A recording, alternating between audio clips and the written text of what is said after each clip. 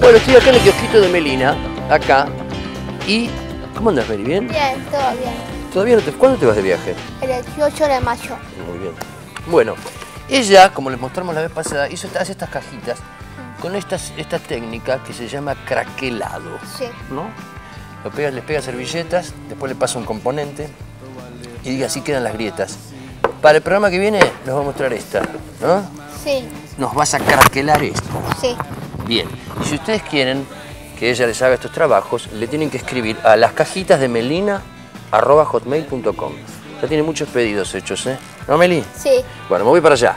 Voy al otro sector de arte. Puro arte. Miren qué divino. Esto es como una maqueta increíble. ¿Se está viendo? Es una maqueta increíble, genial. Ya pasamos a 3D, ¿eh? Ya estamos en un nivel arquitectónico, diría yo.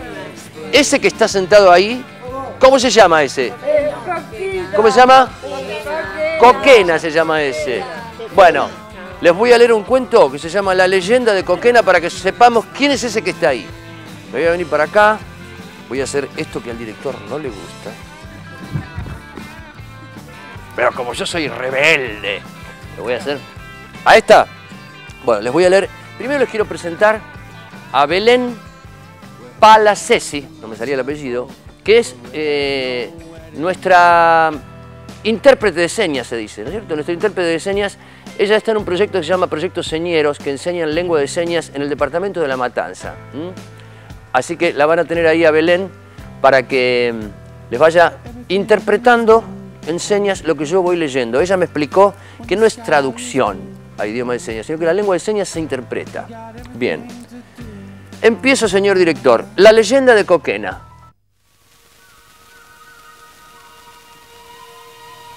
Es una leyenda proveniente de la Puna Argentina, de Salta y de Jujuy.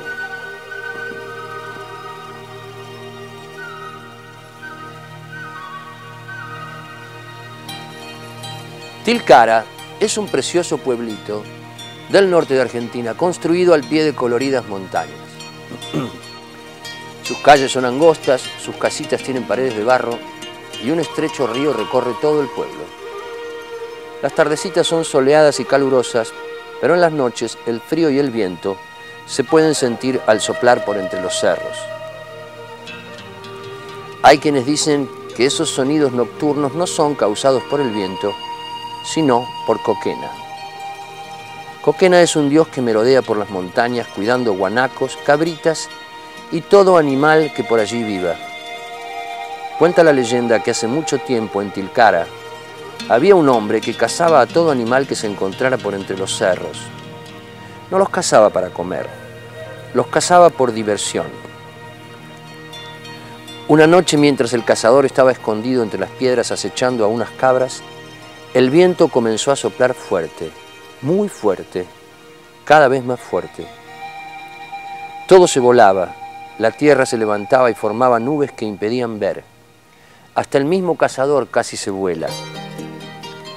En medio de esa gran tormenta de viento apareció un viejito muy arrugado que, hablando en forma muy pausada, le dijo: «No está bien molestar a los animales.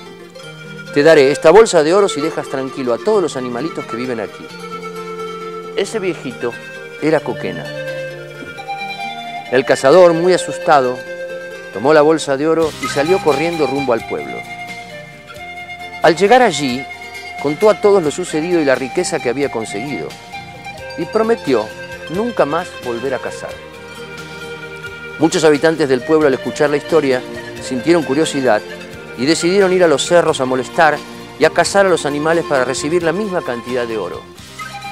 Coquena se enojó mucho con quienes quisieron aprovecharse de él. Desde aquel día, Coquena ya no reparte oro y, en cambio, castiga a quienes molestan a los animales. Los pobladores de Tilcara creen que Coquena sigue allí, a veces con apariencia de viejito, a veces como viento del cerro, pero siempre protegiendo a la naturaleza. Lindo. Lindo, me gustó. Como ustedes saben, estamos recorriendo regiones del país, promovidas desde acá, desde el Rincón de Arte, y en este caso nos tocó el noroeste argentino, la puna. Le vamos a agradecer a la editorial Hola Chicos, que nos facilitaron este libro hermoso. Y ahora vamos a ver qué está haciendo la doctora Cotignola. Amigos, estoy con un invitado especial que nos va a encalanar, nos va a dar prestigio a Desde la Vida. Tenemos aquí en el estudio al doctor Fernando Espano. Él es el titular del juzgado de primera instancia en lo civil, número 52 de la capital federal. Bienvenido, doctor Espano. Muchas gracias, buenos días a todos. La verdad que es un honor, engalana tenerlo, y sobre todo para hablar qué pasa con la discapacidad del otro lado del mostrador. Es decir, cómo se valora la discapacidad desde el punto de vista de la magistratura, de los jueces. Bueno, en mi caso yo me desempeño en el ámbito civil, patrimonial de la Justicia Nacional, y lamentablemente lo que vemos en muchos casos es situaciones de accidentes o situaciones inclusive de mala praxis médica, donde se generan muchos casos de personas con discapacidad, con problemas de discapacidad, y es un poco, parece ser como que no, que las situaciones les pasan a otros, ¿no? Pero lamentablemente vemos muchos casos donde las personas sufren discapacidad y que piden en la justicia justamente una reparación derivada de esos accidentes o de esas malas praxis. Y no siempre es fácil cuantificar, porque en definitiva lo que se pretende cuando se hace una acción judicial es tratar de alguna manera volver las cosas a la situación anterior, lo cual humanamente es imposible, porque obviamente lo óptimo, la justicia verdadera sería volver a darle a esa persona la salud que tenía antes del accidente. Pero justamente a través de estas acciones lo que se pretende es dar un sucedáneo, un reemplazo, que vendría a ser la indemnización que se solicita en estos casos. Y no es fácil cuantificar esa indemnización porque entran un montón de factores a tener en cuenta. Normalmente una cosa importante a tener en cuenta cuando se reclaman lo que se llama el rubro incapacidad permanente es que no toda accidente o situación que ha sufrido la persona en su salud va a encuadrar dentro de ese concepto. De un área de incapacidad, claro. Es muy importante eso porque la gente en general suele confundir la incapacidad con la discapacidad. Y eso es un instituto que lo hemos hablado muchas veces en el programa, doctor, porque la incapacidad laboral no tiene que ver muchas veces con la certificación administrativa del certificado de discapacidad. No, obviamente todo todo lo que tiene que ver con lo administrativo, con el certificado único de discapacidad, hace a todas las prestaciones que legalmente le corresponde al Estado, a las obras sociales, a las prepagas. Tal cual. Acá, para responder a esta pregunta inicial de cómo se cuantifica el daño patrimonial sufrido por una persona que ha tenido un accidente, nosotros contemplamos lo que se llama el concepto de incapacidad permanente, es decir, aquellas secuelas que se han generado de carácter permanente en la persona que deben ser indemnizadas, porque evidentemente esta persona que ha sufrido un accidente, que ha sufrido este trauma, sí, no ha quedado en igualdad de condiciones ni lo que era antes su vida y obviamente en relación a las demás personas. Y obviamente que no pueda revertirse esa secuela ni siquiera con terapias, ni con tratamientos, ni actos quirúrgicos. Bueno, esto es muy importante también. Sos tan amable que te voy a tutear porque la verdad que los jueces son accesibles y en tu persona podemos decir que la justicia nos acerca, ¿no? Y esto de poner a disposición de los televidentes una cercanía en la mirada de un magistrado respecto a esto, cómo miramos la discapacidad y su residual, su incapacidad sobreviniente económicamente. Sabemos que no podemos de ninguna manera revertir un hecho que es traumático cuando tenemos un accidente y quedamos inválidos, porque la limitación nos torna como personas inválidas en una determinada función, obviamente. O tenemos una disfuncionalidad motora o sensorial o incluso muchas veces de características viscerales. Pero esta situación, ustedes cuando, y esto es de infidencia, ¿no? A ver si se puede contar, Fernando. De repente, ¿qué elementos se tienen en cuenta para poder cuantificar económicamente ese daño? Es decir, una persona tuvo un accidente con el tren y perdió la pierna. Esa situación de esa persona, obviamente más allá de las compañías de seguro que se hagan cargo y después de elaborar si hay o no responsabilidad dentro del ámbito civil, porque esto si no sería una materia del derecho penal, la culpabilidad o no, obviamente, pero puntualmente en esto de compensar económicamente esa pérdida de un miembro inferior que a lo mejor esta persona era, no sé, un viajante de comercio, trabajaba deambulando. Sí, no, cada situación justamente requiere de un análisis puntual, no se pueden hacer generalizaciones. Yo a veces también cuando tomo las audiencias del artículo 360, que es una audiencia muy particular, donde las partes están presentes justamente para tratar de buscar la solución del conflicto, donde la obligación principal del juez es tratar de acercar el diálogo para resolver ese conflicto que los está vinculando, que, insisto, está pedido a través de una indemnización. Claro. Es decir, esa es la solución que la justicia, por lo menos en un caso concreto, puede brindar ante un accidente como el que vos relatabas. Es un evento tan traumático que se valora exclusivamente en dinero, pero no obstante esa situación que de verdad, a veces cuando uno padece uno de estos accidentes que son, como pasó aquí en el mes de febrero con el accidente de los trenes del Sarmiento, muchas personas quedaron en situación de discapacidad, más allá de los procedimientos judiciales que se estén cursando en este momento y las reparaciones y el deslinde o no de responsabilidades.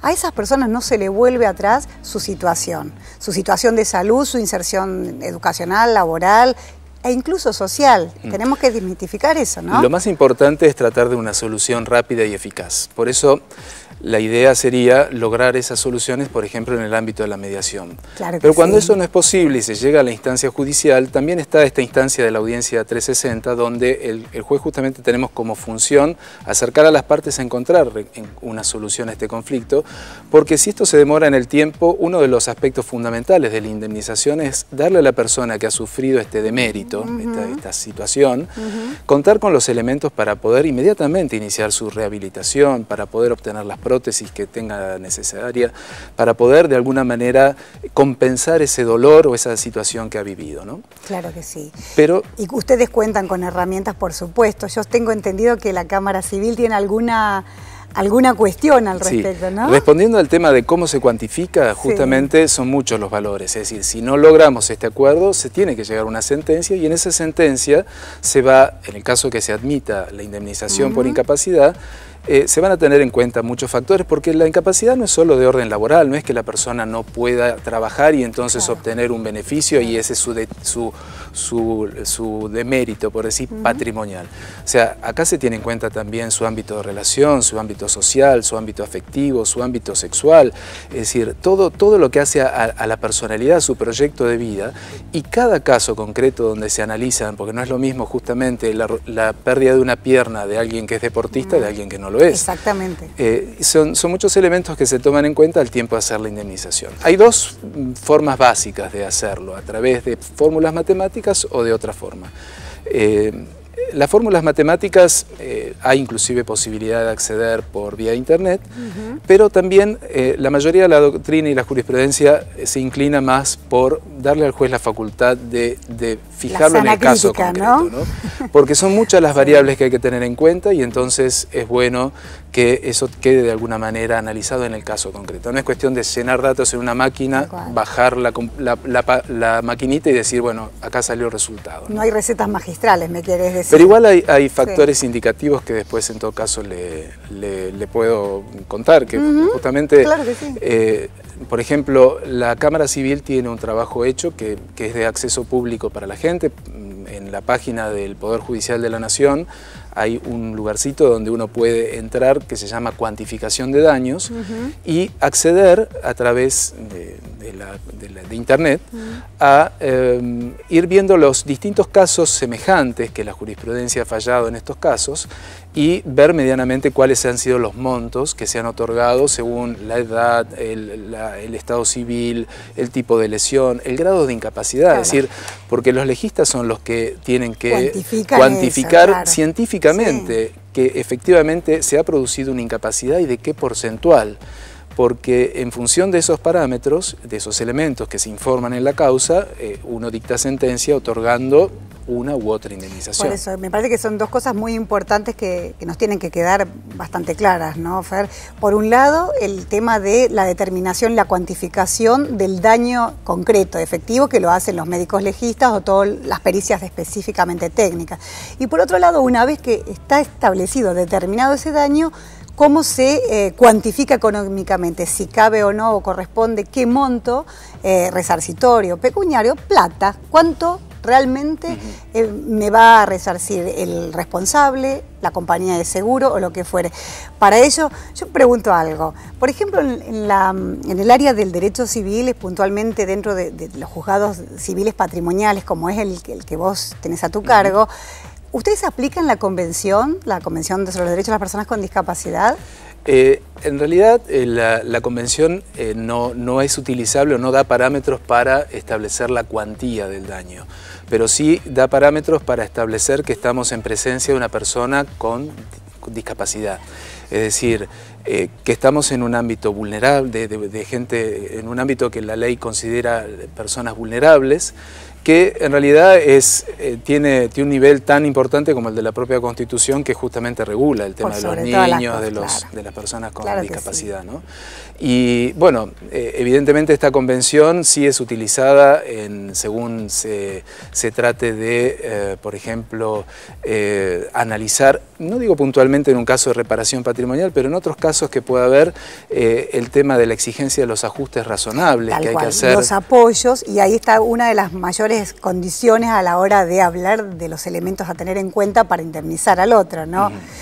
Claro, Doctor, por ejemplo, el tema de los apoyos con salvaguardia, ¿no? Tal cual.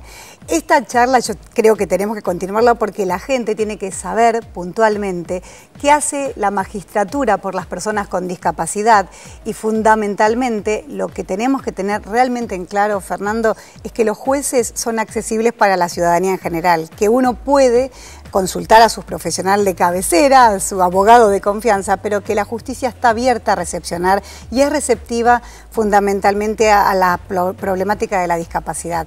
Yo te agradezco infinitamente por mostrarle a los televidentes que los jueces no son personajes así omnóminos, que están a disposición de la ciudadanía y que la justicia es asequible para todo el mundo. Principio que dice nuestra Constitución y también la Convención de los Derechos de las Personas con Discapacidad. Muchas gracias. Infinita paciencia por escuchar a alguien que no está entrenada para ser periodista, pero de corazón realmente gracias a vos, Silvia, por acompañarnos. Y es fundamental este tema de conocer los derechos y conocer las formas de tener información. Así como hemos dicho, este acceso a conocer la cuantificación de daños, también hay accesos a conocer cómo va la evolución de las causas, con lo cual la información para la gente es base para tomar buenas decisiones. Claro que sí. Bueno, muchas gracias. Y a ustedes, mis amigos, yo dos cosas quiero decirles. Por un lado, que nos sigan escribiendo. Importantísimo eso. Mails, contestaciones, mensajes en el contestador telefónico, pero fundamentalmente déjenos cuáles son los temas que a ustedes más les inquietan. Yo los invito a escribirnos a desdelavida@tvpublica.com.ar, también a poder revisar todas estas charlas que hemos tenido con los invitados, las columnas, todo el programa en www.desdelavida.com.ar, y a mí lo que más me gusta, el contestador al 4521-2770, y hasta la próxima semana. Ahora nos vamos al corte.